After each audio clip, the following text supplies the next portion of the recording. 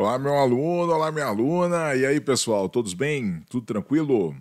Vamos lá, então, vamos começar aqui o nosso Estudando por Questões de hoje, falando sobre o tema Organização do Estado. Esse é o tema, nós vamos falar de uma questão da Sebrasp, mas é uma questão de múltipla escolha. E a discussão é a gente falar exatamente sobre essa questão de organização do Estado, estruturar esses pontos e ver esses elementos que são bastante importantes. Na aula de hoje, nós vamos trabalhar uma temática bem interessante. Vou colocar aqui na tela para vocês já verificarem e para vocês verem quão importante isso é. Deixa eu pegar aqui e já organizar aqui para vocês. Pegando a minha canetinha, e aí a gente já consegue. Olha, de olho na tela, aqui está a nossa questão. Olhem só. Segundo o texto constitucional, para que unidades federativas estaduais possam se desmembrar, são necessárias. Letra A, a aprovação da população diretamente interessada por meio de plebiscito e edição de lei complementar pelo Congresso Nacional. B, aprovação popular mediante referendo nacional e edição de lei estadual pelo Estado a ser desmembrado. C, aprovação da população diretamente interessada mediante plebiscito ou referendo e a edição de emenda à Constituição Federal. E letra D, aprovação popular mediante referendo nacional e edição de resolução do Senado Federal. Bom, a reorganização territorial de estados, de entes federados, ela se dá a partir do previsto no artigo 18, lá parágrafo 3º para os estados, 18, parágrafo 4º para os municípios. Ou seja, quando a gente está falando de reorganização territorial, nós estamos falando da reorganização que envolve os entes federados, ou seja, como um estado pode se reorganizar territorialmente e como um município pode se reorganizar territorialmente. É importante a gente entender que nenhum ente federado pode deixar de pertencer ao Brasil, porque nós temos a proibição da secessão, ou seja, os entes têm autonomia, mas não têm soberania. Os entes formam o Brasil e não podem deixar de ser Brasil, não podem deixar de estar dentro da nossa federação, certo? Então, há a proibição de secessão, ou seja, nenhum ente federado poderá deixar de pertencer à República Federativa do Brasil. Contudo, os entes podem se reorganizar territorialmente. Isso é importante. Os entes podem se organizar territorialmente, se estruturar territorialmente, e isso é possível. Diante disso, nós temos a possibilidade prevista no 18, parágrafo 3º, que vai trazer exatamente o que está previsto aqui na letra A. Nós vamos precisar de uma aprovação da população diretamente interessada por meio de um plebiscito, não é o referendo, é primeiro a população fala, depois vai se fazer a lei, então é um plebiscito, não é um referendo, certo? E a edição de uma lei complementar pelo Congresso Nacional, são exigidos esses requisitos. Então aqui fala aprovação popular mediante referendo, não, o referendo está errado, é plebiscito, porque a população fala antes, aqui na reorganização territorial, o referendo, nós teríamos que ter a lei já separando e aí a população dizendo se concorda ou não com aquela lei, mas não é isso. Primeiro a população autoriza a possibilidade de separar e essa possibilidade de separar só vai ocorrer se nós tivermos a aprovação da lei complementar, como está previsto no 18, parágrafo 3º. Se fala em aprovação da população diretamente interessada mediante plebiscito ou referendo, não há possibilidade de referendo e não é necessária a edição de emenda à Constituição. E a letra D, aprovação popular mediante referendo nacional, não é referendo, é plebiscito com a população diretamente interessada. E edição de lei complementar, e não resolução do Senado. Portanto, não é a letra B, não é a letra C, não é a letra D, nosso gabarito é a letra A de amor, trazendo o 18, parágrafo 3º da Constituição Federal, 18, parágrafo 3º da Constituição Federal, letra A de Argentina, certo? Aqui está o nosso gabarito. Ó. Aprovação da população diretamente interessada por meio de plebiscito e a edição de lei complementar pelo Congresso Nacional. Então, nós temos aqui esses pontos importantes a se estabelecer. Mas como é que se dá isso? Como é que a gente pode estabelecer a reorganização territorial? Como é que ela se estabelece? Bom, o artigo 18 traz o seguinte, ó. Lá no 18 nós vamos ter que a organização político-administrativa da República Federativa do Brasil compreende a União, os estados, o Distrito Federal e os municípios, todos autônomos, nos termos desta Constituição. E aí o parágrafo 3º diz: os estados podem incorporar-se entre si, subdividir-se ou desmembrar-se para se anexarem a outros ou formarem novos estados ou territórios federais. Mediante, atenção, aqui é que vem a estipulação do que é necessário, mediante a aprovação da população diretamente interessada, através de plebiscito, e do Congresso Nacional por lei complementar. Então, nós vamos precisar de plebiscito e vamos precisar da participação do Congresso Nacional por lei complementar. Essa reorganização territorial, ela se dá de 3 formas, ó: subdivisão, certo? Incorporação e desmembração. Só que o desmembramento, na verdade, né, se dá ou por anexação, quando uma parte se desmembra de um estado e vai se ligar ao outro, ou por formação, quando uma parte do estado vai se desmembrar daquele estado para formar um novo estado. Então nós temos essa possibilidade, desmembramento, formação e desmembramento, anexação. Vejam vocês aqui, ó, se a gente for organizar essa estrutura, a gente vai ter reorganização territorial entre os entes federados. 18, parágrafo 3º, vai trazer 4 possibilidades. A cisão ou subdivisão, que é quando o ente se subdivide o seu território, dando origem a outro ente, né, ou melhor, a outros entes. Aqui na cisão ou subdivisão eu pegaria o estado do Rio Grande do Sul e faria o seguinte, ó: eu tenho o Rio Grande do Sul aqui, eu dividiria o Rio Grande do Sul em 2, tornaria o estado do Sul e o estado do Pampa, e o Rio Grande do Sul deixaria de existir. Na cisão ou subdivisão, o ente federado antigo deixa de existir e surgem 2 novos estados. No desmembramento, eu tenho desmembramento formação. Desmembramento formação, uma parte do estado deixa de fazer parte do Rio Grande do Sul e forma um novo estado. O Rio Grande do Sul continua a existir, mas nós temos um novo estado sendo criado. E nós temos o desmembramento e incorporação, né, que é o desmembramento quando... Anexação, desculpe.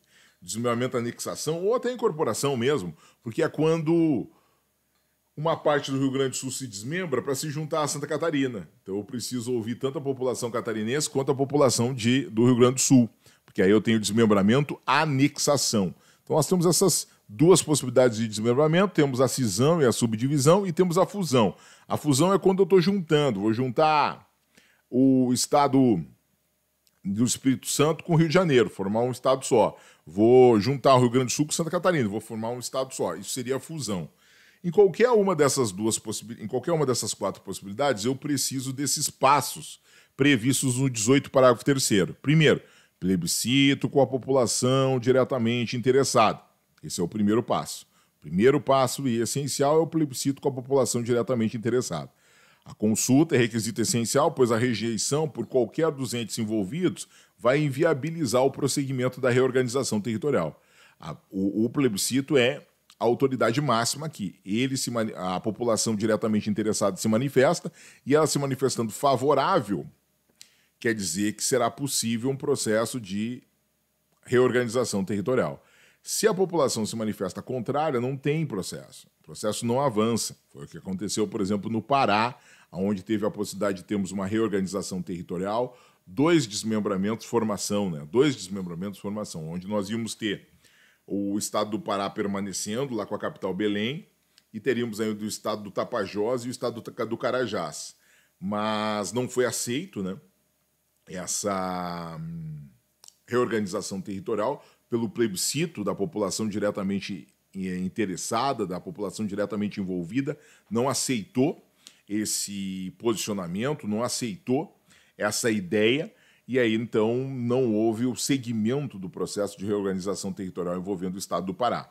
Mas se o plebiscito aprova, aí nós vamos para uma segunda etapa. Se o plebiscito aprovar a reorganização territorial, nós vamos para uma segunda etapa. Professor, quem é a população diretamente interessada? Diz a ADI 2650, nesse caso que a gente teve, que foi o último caso envolvendo o estado do Pará, que é todo o estado do Pará, ou seja, todas as pessoas que vão ser atingidas por alguma circunstância ou não por essa reorganização deverão se manifestar. Ou seja, quando eu estou falando de reorganização territorial do estado do Rio Grande do Sul, é todo o Rio Grande do Sul. Se essa reorganização territorial importa em uma parte do Rio Grande do Sul deixar de ser Rio Grande do Sul e ir para Santa Catarina, aí eu vou ter que ouvir todo o Rio Grande do Sul e toda Santa Catarina, porque são pessoas interessadas nesta situação. Então, a segunda possibilidade, depois de ouvir o plebiscito com a população diretamente interessada, é aprovado o plebiscito, ou seja, a população concordando com essa reorganização territorial, nós vamos para uma segunda fase, que é a propositura de um projeto de lei complementar no Congresso Nacional. Bom, sendo o plebiscito favorável, se propõe o projeto de lei complementar para a reorganização daquele estado, certo? O projeto de lei complementar vai tramitar. Durante o trâmite do projeto de lei complementar é necessário uma audiência, ou seja, ouvir. É necessária a oitiva da ou das assembleias legislativas envolvidas. Se nós tivermos 2 estados envolvidos, nós vamos ter que ouvir as 2 assembleias legislativas. Se eu tenho um estado envolvido, eu vou ter que ouvir uma assembleia legislativa. Essa oitiva das assembleias legislativas é um requisito formal. Tá? A oitiva das assembleias legislativas é um requisito formal, não é um requisito, certo, que prenda o legislador. Ou seja, o posicionamento que tiver a Assembleia Legislativa ou as Assembleias Legislativas não prende o Congresso àquele posicionamento. Há um requisito formal que o Congresso só pode aprovar a lei complementar depois de ouvir a Assembleia Legislativa envolvida ou as Assembleias. Mas o posicionamento das Assembleias não vincula o Congresso Nacional, tá? Bom, feita a oitiva das Assembleias Legislativas envolvidas ou da Assembleia Legislativa envolvida, nós vamos para o 4º passo, que é a votação, a deliberação do projeto de lei complementar junto ao Congresso Nacional. Sendo aprovado, nós temos a reorganização territorial do Estado. Se não for aprovado, aí o Estado não se reorganiza, ou seja, não teremos a reorganização territorial, apesar de ter um plebiscito favorável. Então é necessário não só a aprovação do plebiscito, mas a aprovação dentro do Congresso Nacional é necessário para que a gente tenha a reorganização territorial. Então, para ter uma reorganização territorial, eu preciso desses 4 passos.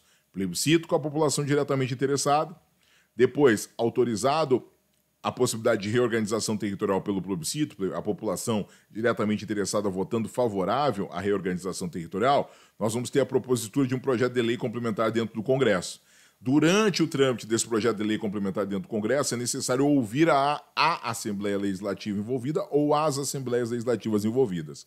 Depois, é necessário aprovar o projeto de lei complementar aqui no Congresso. Aprovado o projeto de lei complementar aqui no Congresso, nós teremos a formação, a organização do novo ente federado. Se for um desmembramento, formação, será o surgimento de um novo ente federado. Certo? Beleza? Bom, isso é quanto à reorganização territorial dos estados. Tem um detalhe interessante quanto à reorganização territorial dos municípios. Nós vamos dar uma olhadinha, já que a gente está falando de reorganização territorial. O 18, parágrafo 4º, fala da reorganização territorial dos municípios. Exemplo, criação, incorporação, fusão, desmembramento também serve para município. Bom, a criação, 18, parágrafo 4º, a criação, a incorporação, a fusão e o desmembramento de municípios far-se-ão por lei estadual, dentro do período determinado por lei complementar federal, e dependerão de consulta prévia, mediante plebiscito, às populações dos municípios envolvidos.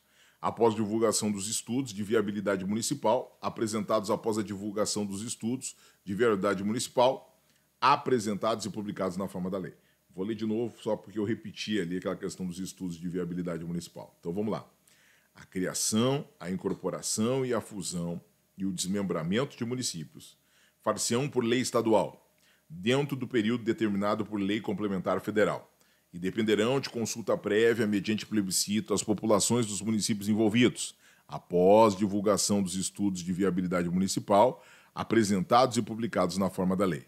Portanto, para a fusão, cisão e ou desmembramento de municípios são necessários lei complementar federal, mencionada no parágrafo 4º do artigo 18, e esse é o grande problema, nós não temos a lei complementar federal até o presente momento, e isso faz com que não seja possível a reorganização territorial de municípios na atualidade, exatamente pela falta da lei complementar federal para regular como se dá, em que momento, em que período se dá a reorganização territorial dos municípios.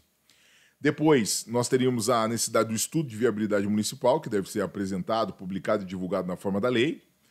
Plebiscito, que será realizado após o estudo de viabilidade municipal, com a população dos municípios envolvidos, a ser convocado, pela Assembleia Legislativa do Estado, onde estão os municípios, conforme e no período que a lei complementar federal prevê.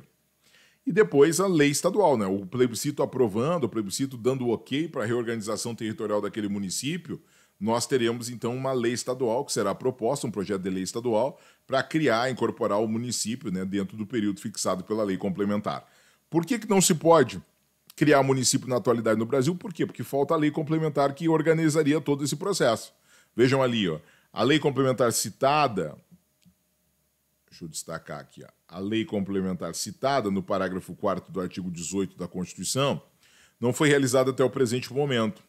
Deste modo, não temos uma lei complementar regulando a criação de novos municípios. Contudo, foi editada a Emenda Constitucional número 57 de 2008, que acrescentou o artigo 96 ao ato das disposições constitucionais transitórias e que convalidou, ou seja, validou, ou seja, autorizou os municípios que foram criados, fundidos, incorporados e desmembrados até o dia 31 de dezembro de 2006. Ou seja, houve uma emenda constitucional para legalizar os municípios criados até 31 de dezembro de 2006. Mas fora disso, ou seja, 2007, 2008, 2009, 2010, ou seja, não é mais possível criar municípios tendo em vista a falta da lei complementar. Enquanto não se criar uma lei complementar regulando essa criação, não poderá se criar mais municípios. Assim, segundo a emenda constitucional, os municípios anteriores à emenda constitucional número 15 de 96 e anteriores ao dia 31 de 12 de 2006, quando nós temos os efeitos da emenda constitucional número 57 de 2008, são constitucionais. Porém, persiste a inconstitucionalidade por omissão, uma vez que não há lei complementar exigida pela norma constitucional de eficácia limitada, prevista ali no artigo 18, parágrafo 4º.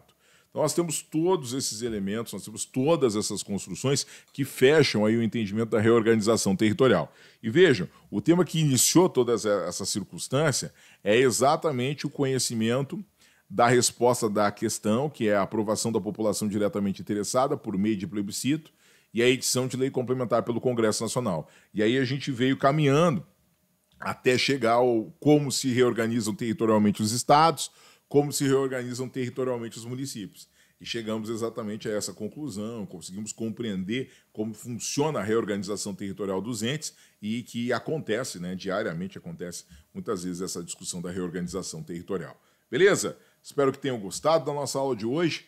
Desejo a vocês um ótimo estudo e lembro que a gente está juntinho com você aqui no nosso canal até a tua nomeação no concurso que você tanto almeja. E também fica o convite para quem tem condições, quem quer nos ajudar, quem quer apoiar cada vez mais o canal e também ter acesso a benefícios e vantagens exclusivos, participar do nosso clube de membros. Temos 3 níveis disponíveis, primeira instância, segunda instância e instância superior, e eu estou esperando vocês num desses níveis. Bora estudar, pessoal. Até a próxima. Tchau, tchau.